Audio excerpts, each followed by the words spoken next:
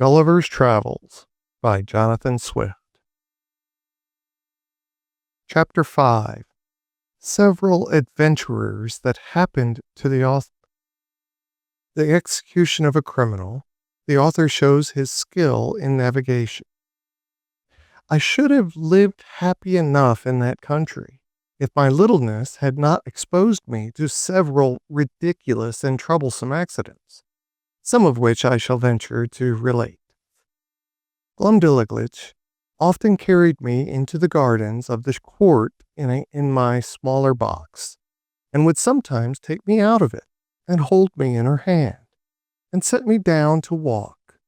I remember, before the dwarf left the queen, he followed us one day into those gardens, and my nurse, having set me down, he and I being close together, near some dwarf apple trees, I must needs show my wit by a silly allusion between him and the trees, which happens to hold in their language as it does in ours.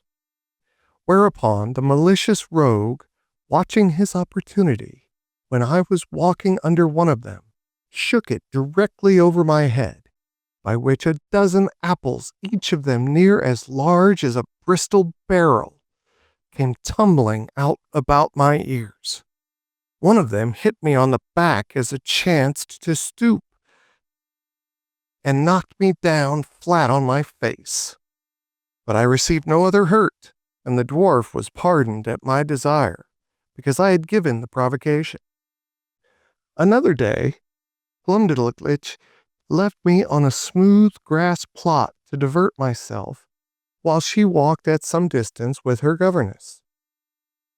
In the meantime, there suddenly fell such a violent shower of hail that I was immediately, by the force of it, struck to the ground.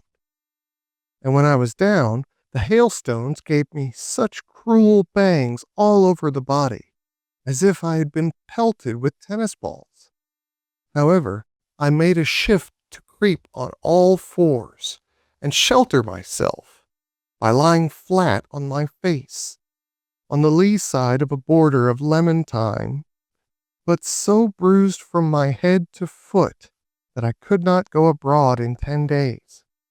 Neither is this at all to be wondered at, because nature in that country, observing the same proportion through all her operations, a hailstorm is near 1,800 times as large as one in Europe, which I can assert upon experience, having been so curious as to weigh and measure them. But a more dangerous accident happened to me in the same garden, when my little nurse, believing she had put me in a secure place, which I often entreated her to do, that I might enjoy my own thoughts, and having left my box at home to avoid the trouble of carrying it, went to another part of the garden with her governess and some ladies of her acquaintance. While she was absent and out of hearing, a small white spaniel that belonged to one of the chief gardeners, having got by accident into the garden, happened to range near the place where I lay. The dog, following the scent, came directly up, and taking me in his mouth, ran straight to his master, wagging his tail, and set me gently on the ground. By good fortune, he had been so well taught that I was carried between his teeth without the least hurt, or even tearing my clothes. But the poor gardener, who knew me well, and had a great kindness for me, was in a terrible fright. He gently took me up in his hands, and asked me how I did. But I was so amazed and out of breath that I could not speak a word. In a few minutes I came to myself, and he carried me safe to my little nurse, who by this time had returned to the place where she left me, and was in cruel agonies when I did not appear, nor answer when she called. She severely reprimanded the gardener on account of his dog, but the thing was hushed up, and never known at court, for the girl was afraid of the queen's anger, And truly, as to myself, I thought it would not be for my reputation that such a story should go about. This accident absolutely determined Glumdalclitch never to trust me abroad for the future out of her sight. I had been long afraid of this resolution, and therefore concealed from her some little unlucky adventures that happened in those times when I was left by myself. Once a kite, hovering over the garden, made a stoop at me, and if I had not resolutely drawn my hanger and run under a thick espalier, he would have certainly carried me away in his talons. Another time, walking to the top of the fresh molehill, I fell to my neck in the hole, through which that animal had cast up to the earth, and coined some lie, not worth remembering, to excuse myself for spoiling my clothes. I likewise broke my right shin against the shell of a snail, which I happened to stumble over, as I was walking alone and thinking on poor England. I cannot tell whether I were more pleased or mortified to observe in those solitary walks that the smaller birds did not appear to be at all afraid of me, but would hop about within a yard's distance, looking for worms and other food, with as much indifference and security as if no creature at all were near them. I remember a thrush had the confidence to snatch out of my hand, with his bill, of cake that Glumdalclitch had just given me for my breakfast. When I attempted to catch any of these birds, they would boldly turn against me, endeavoring to peck my fingers, which I durst not venture within their reach. And then they would hop back unconcerned, to hunt for worms or snails, as they did before. But one day I took a thick cudgel and threw it with all my strength, so luckily at a linnet, that I knocked him down, and seizing him upon the neck with both my hands, ran with him in triumph to my nurse. However, the bird, who had only been stunned, recovering himself, gave me so many boxes with his wings on both sides of my head and body, though I held him at arm's length and was out of the reach of his claws, that I was 20 times thinking to let him go. But I was soon relieved by one of our servants, who wrung off the bird's neck, and I had him the next day for dinner, by the Queen's command. This linnet, as near as I can remember, seemed to be somewhat larger than an English swan. The maids of honor often invited Glumdalclitch to their apartments, and desired she would bring me along with her, on purpose to have the pleasure of seeing and touching me. They would often strip me naked from top to toe, and lay me at full length in their bosoms, wherewith I was much disgusted, because, to say the truth, a very offensive smell came from their skins, which I do not mention or intend to the disadvantage of those excellent ladies, for whom I have all manner of respect. But I conceived that my sense was more acute in proportion to my littleness, and that those illustrious persons were no more disagreeable to their lovers, or to each other, than people of the same quality are with us in England. And after all, I found their natural smell was much more supportable than when they used perfumes, under which I immediately swooned away.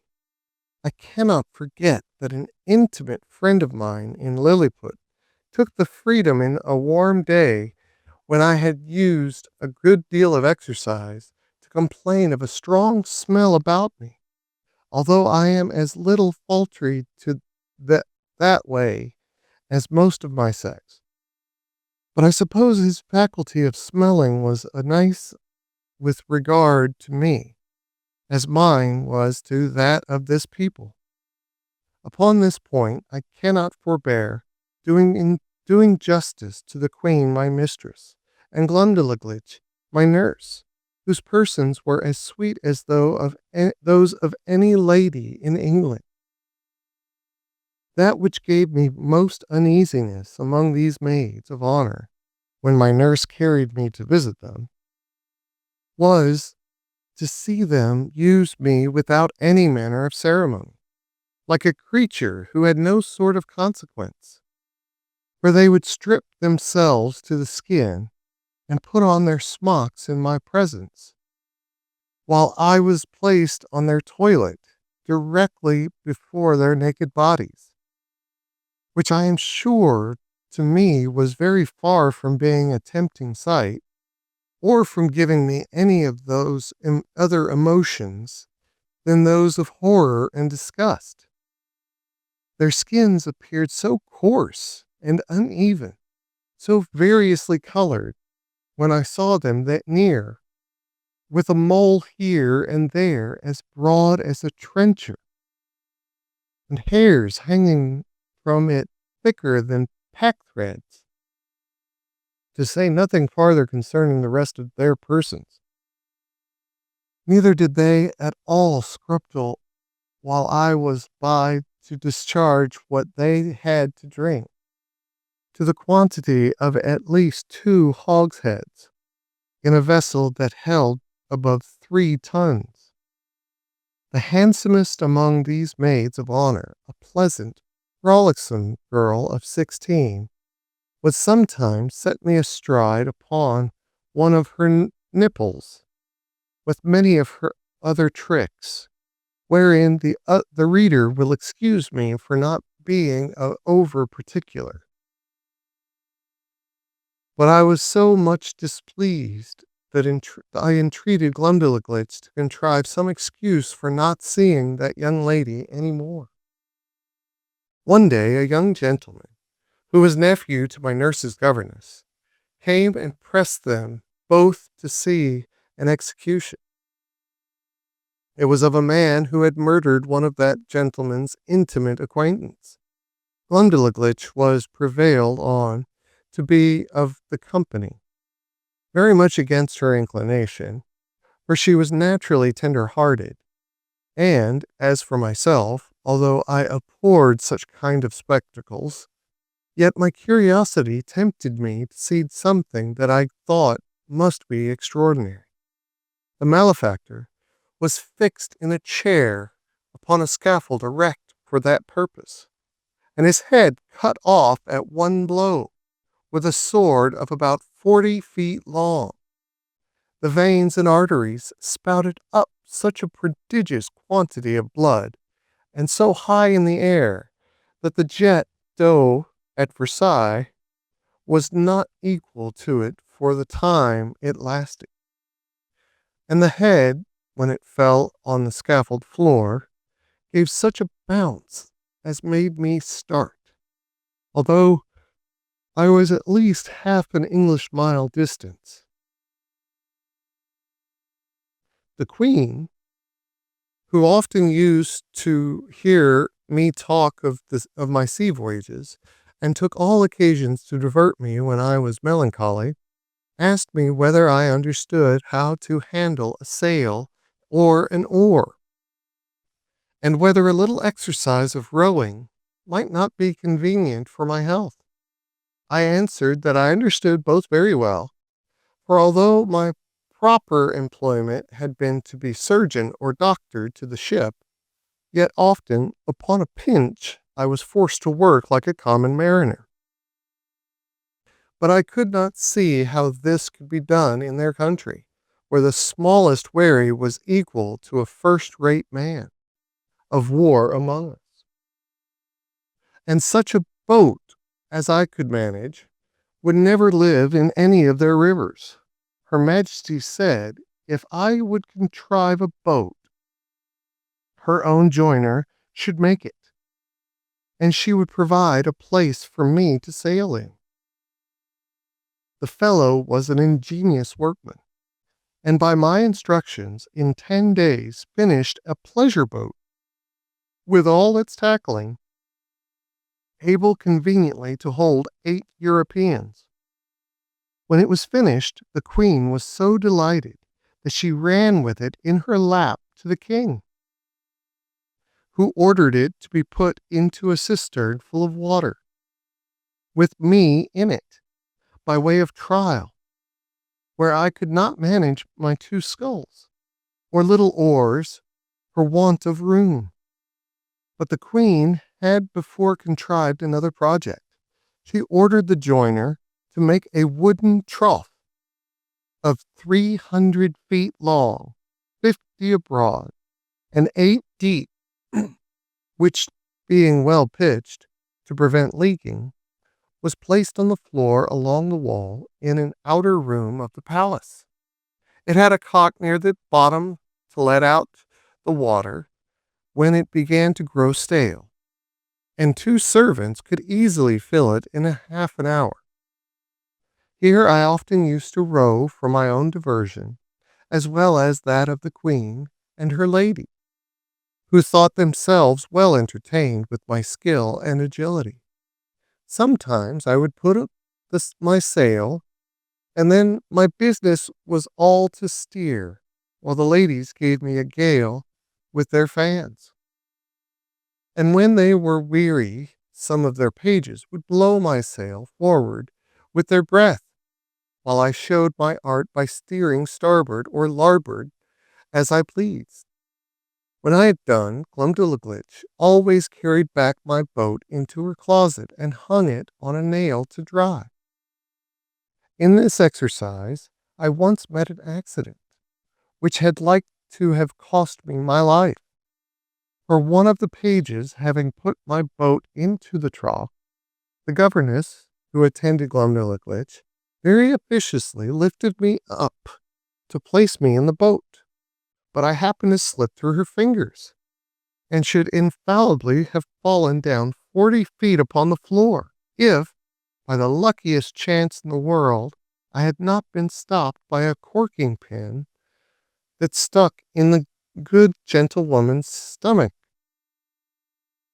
the head of a pin passing between my shirt and the waistband of my breeches, and thus I was held by the middle in the air till Glumdalclitch ran to my relief.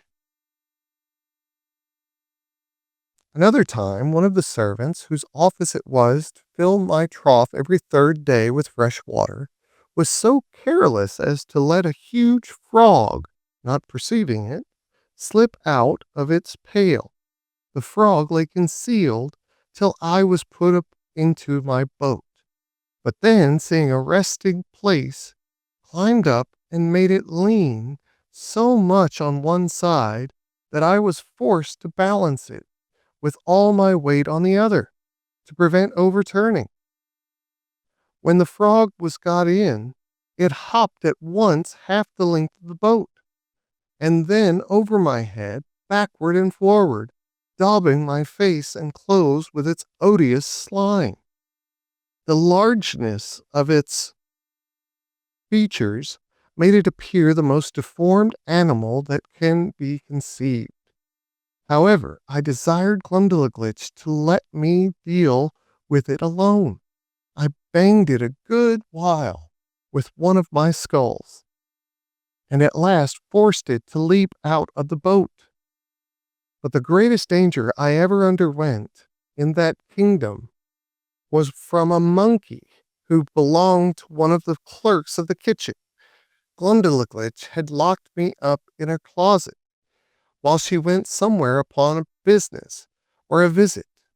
The weather being very warm, the closet window was left open, as well as the windows and the door of my bigger box, in which I usually lived because of its largeness and conveniency. As I sat quietly meditating at my table, I heard something bounce in at the closet window and skip about from one side to the other, whereat, although I was much alarmed, yet I ventured to look out, but not stirring from my seat. And then I saw this frolicsome animal frisking and leaping up and down, till at last he came to my box, which he seemed to view with great pleasure and curiosity, peeping in at the door at every window. I retreated to the farther corner of my room or box, but the monkey looking in at every side put me in such a fright that I wanted presence of mind to conceal myself under the bed, as I might easily have done. After some time spent in peeping, grinning, and chattering, he at last espied me, and reaching one of his paws in at the door, as a cat does when she plays with a mouse, although I often shifted place to avoid him, he at length seized the lappet of my coat, which being made of country silk, was very thick and strong, and dragged me out. He took me up in his right forefoot, and held me as a nurse does a child she is going to suckle, just as I have seen the same sort of creature do with a kitten in Europe. And when I offered to struggle, he squeezed me so hard that I thought it more prudent to submit. I have good reason to believe that he took me for a young one of his own species, by his often stroking my face very gently with his other paw. In these diversions he was interrupted by a noise at the closet door, as if somebody were opening it, whereupon he suddenly leaped up to the window at which he had come in, and thence upon the leads and gutters, walking upon 3 legs, and holding me in the 4th, till he clambered up to a roof that was next to ours. I heard Glumdalclitch give a shriek at the moment he was carrying me out. The poor girl was almost distracted. That quarter of the palace was all in an uproar. The servants ran for ladders. The monkey was seen by hundreds in the court, sitting upon the ridge of a building, holding me like a baby in one of his forepaws, and feeding me with the other, by cramming into my mouth some victuals he had squeezed out of a bag on one side of his chaps, and patting me when I would not eat, whereat many of the rabble below could not forbear laughing. Neither do I think they justly ought to be blamed, for, without question, the sight was ridiculous enough to everybody but myself. Some of the people threw up stones, hoping to drive the monkey down, but this was strictly forbidden, or else very probably my brains had been dashed out. The ladders were now applied and mounted by several men, which the monkey observing, and finding himself almost encompassed, not being able to make speed enough with his 3 legs to let me drop on a ridge tile, and made his escape. Here I sat for some time 500 yards from the ground, expecting every moment to be blown down by the wind, or to fall by my own great giddiness and come tumbling over and over from the ridge to the eaves. But an honest lad, one of my nurse's footmen, climbed up, and putting me into his breeches pocket, brought me down safe. I was almost choked with the filthy stuff the monkey had crammed down my throat, but my dear little nurse picked it out of my mouth with a small needle, and then I fell a vomiting, which gave me great relief. Yet I was so weak and bruised in the sides with the squeezes given me by this odious animal, that I was forced to keep my bed a fortnight. The king, queen, and all the court sent every day to inquire after my health, and her majesty made me several visits during my sickness. The monkey was killed, and an order made that no such animal should be kept about the palace. When I attended the king after my recovery, to return him thanks for his favors, He was pleased to rally me a good deal upon this adventure. He asked me what my thoughts and speculations were while I lay in the monkey's paw, how I liked the victuals he gave me, his manner of feeding, and whether the fresh air on the roof had sharpened my stomach. He desired to know what I would have done upon such an occasion in my own country. I told his majesty, that in Europe we had no monkeys, except such as were brought for curiosity from other places, and so small that I could deal with a dozen of them together, if they presumed to attack me. And as for that monstrous animal with whom I was so lately engaged, it was indeed as large as an elephant. If my fears had suffered me to think so far as to make use of my hanger, looking fiercely and clapping my hand on the hilt as I spoke, when he poked his jaw into my chamber, perhaps I should have given him such a wound as would have made him glad to withdraw it with more haste than he put in it. This I delivered in a firm tone, like a person who was jealous lest his courage should be called in question. However, my speech produced nothing else beside a loud laughter, which all the respect due to his majesty from those about him could not make them contain. This made me reflect how vain an attempt it is for a man to endeavor to do himself honor among those who are out of all degree of equality or comparison with him. And yet I have seen the moral of my own behavior very frequent in England since my return, where a little contemptible varlet, without the least title to birth, person, wit, or common sense, shall presume to look with importance, and put himself upon a foot with the greatest persons of the kingdom. I was every day furnishing the court with some ridiculous story, and Glumdalclitch, although she loved me to excess, yet was arch enough to inform the queen whenever I committed any folly that she thought would be diverting to her majesty. The girl, who had been out of order, was carried by her governess to take the air at about an hour's distance or 30 miles from town. They alighted out of the coach near a small footpath in a field, and Glumdalclitch setting down my traveling box, I went out of it to walk. There was a cow dung in the path, and I must need try my activity by attempting to leap over it.